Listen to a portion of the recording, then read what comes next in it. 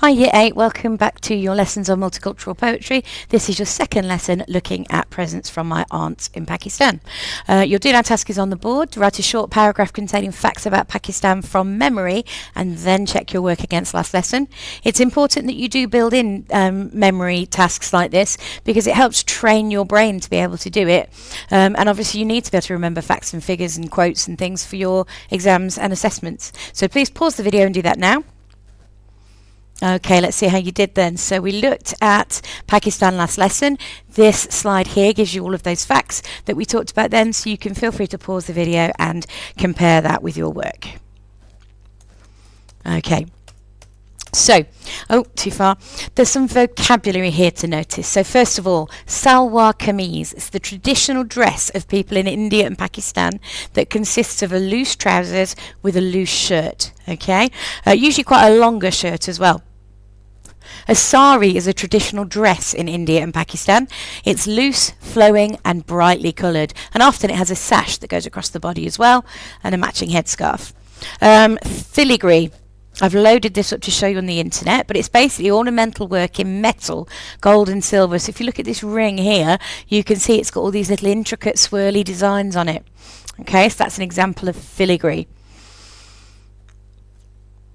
Oh, hold on. No, I didn't mean that. That one. Okay. And finally, then you've got Shalimar Gardens, which are a well-known place in the city of Lahore, which is Pakistan's second city. So, we're going to read through this. It says on your post-it note, pick out 3 or 4 words. Don't do that, but do make a note of them however you're working. So it doesn't need to be a post-it note. Just write down any words that stick in your mind as we read it through, and consider why you think they stand out. Oh, too far, I think. Right, okay, here we go. Presents from my aunts in Pakistan. They sent me a salwar kameez, peacock blue, and another glistening like an orange split open. Embossed slippers, gold and black points curling. Candy-striped glass bangles, snapped, drew blood. Like at school, fashions changed in Pakistan. The salwar bottoms were broad and stiff, then narrow. My aunts chose an apple green sari, silver bordered, for my teens. I tried each satin silken top, was alien in the sitting room. I could never be as lovely as those clothes.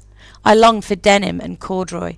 My costume clung to me, and I was aflame. I couldn't rise up out of its fire, half English, unlike Aunt Jamila.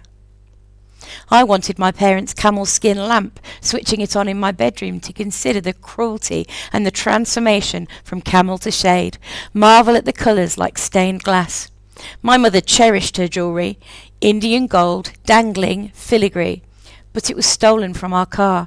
The presents were radiant in my wardrobe. My aunts requested cardigans from Marks and Spencer.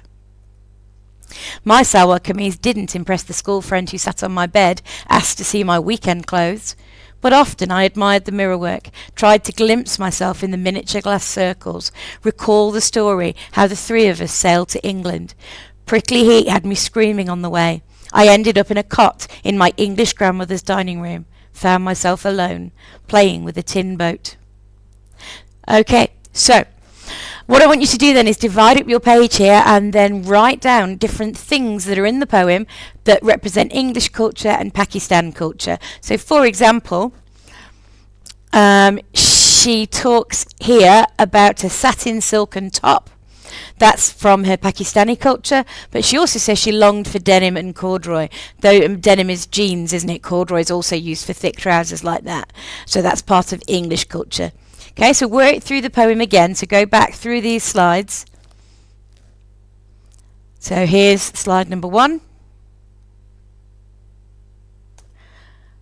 Here's slide number 2.